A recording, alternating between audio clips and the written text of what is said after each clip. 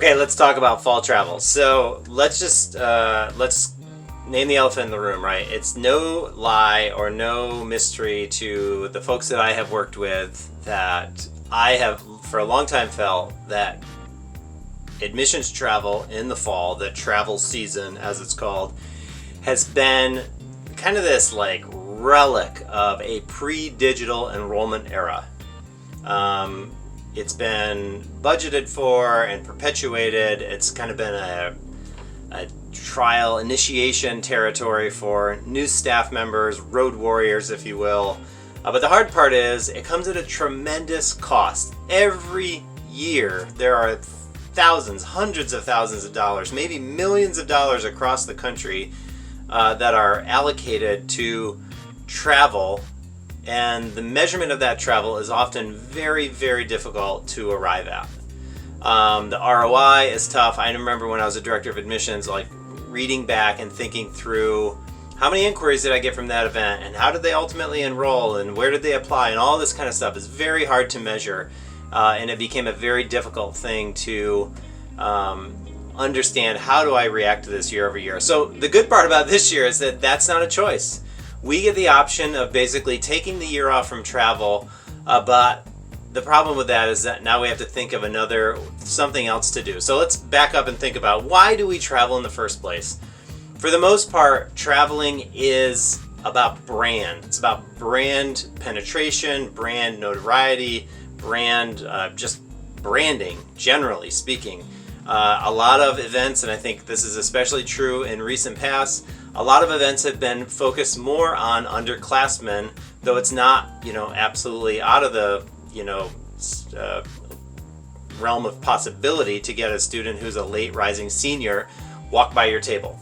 And maybe even stop and talk to you and get an inquiry. But the truth is, what we need to do is figure out how do we redirect those brand dollars and do something else with them in order to make the most of the budget that we have.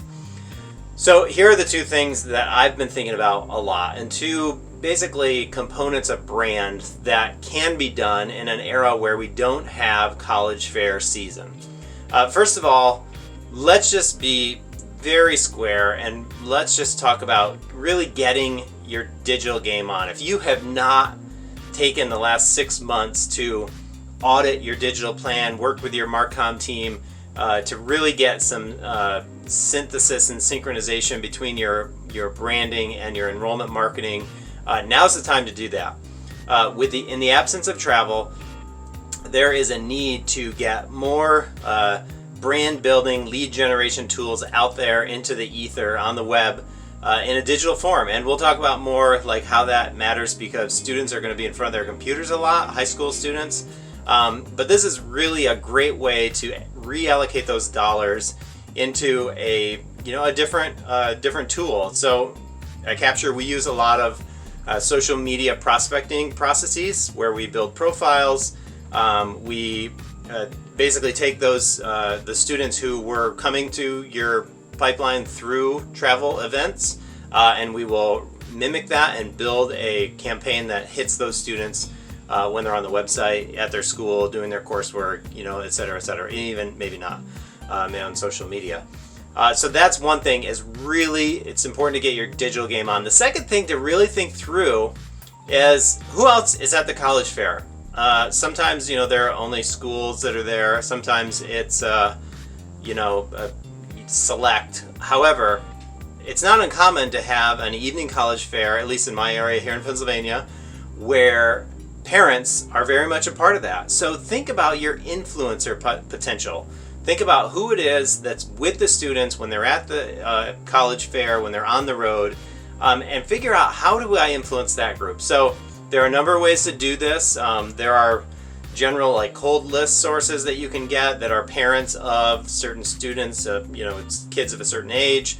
But also think through, just because students aren't in school doesn't mean that their guidance counselors are, have a vacation. They are in there and they might be working as hard or harder in order to get those seniors who are going to have a very different year this year, just like last year, getting them placed so that their school maintains a position. Especially, this is, I know, especially true for private institutions.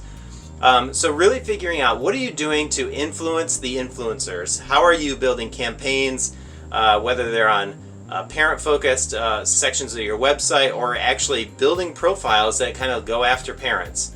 Remember, in this age of the pandemic, there are a lot of questions of security and safety and saliency and things like that are going on in higher ed. Lots of questions that parents are asking that they potentially haven't been asking before. And the school who gets this right is the one who actually is addressing those and meeting the needs that the parents and other influencers are having, the questions that they have. So I would really encourage you to both take a look and get your digital game up to snuff, and also look at your influencer populations, because those are the people who are going to help carry that message kind of on a very strong sidebar.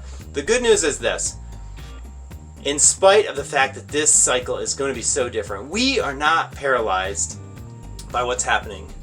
The digital world makes this possible, and this is not going to go on forever, but this is a great time to maximize those dollars that you've already got budgeted and really use them in a way that you maybe haven't thought before. I would encourage you, if you have questions about how Capture might be able to help, let us know. Hit us up on our website at the Contact Us section. And until next time, I'm Jamie Gleason at Capture Higher Ed.